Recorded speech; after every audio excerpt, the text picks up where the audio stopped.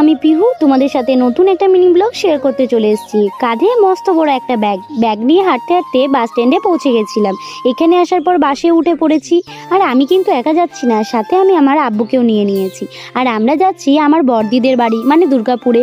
বাসে ওঠার পর একটা সিট নিয়ে তারপর এখানে লজেন্স আর কিছু প্যাকেট বাদাম কিনে নিয়ে দুজন মিলে খেতে খেতে যাচ্ছি।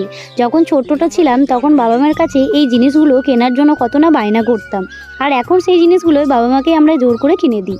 আর সেই জিনিসটার মধ্যে একটা আলাদা শান্তি পাই, মানে মনের মধ্যে একটা ভালো লাগা তৈরি হয়। যাই হোক, তোমাদের সাথে কথা বলতে বলতে আমি পৌঁছেও গেছি ফুলঝোর বাস স্ট্যান্ডে। এখান থেকে কিছু দূর হাঁটা দিদিদের বাড়ি, তাই হাঁটতে হাঁটতে আব্বু আর আমি গল্প করতে করতে পৌঁছে গেছিলাম দিদিদের বাড়ি। আর দিদির মেয়ের রিয়াকশানটা ঠিক আলাদা রকমের ছিল। যাই হোক, সেটা আর ক্যাপচার করা হয়নি। তারপর সেখানে পৌঁছে যাওয়ার পর খাওয়া দাওয়া সেরে একটা ভাত ঘুম সেরে নিয়েছি। তারপর একটু হাঁটতে গেলাম।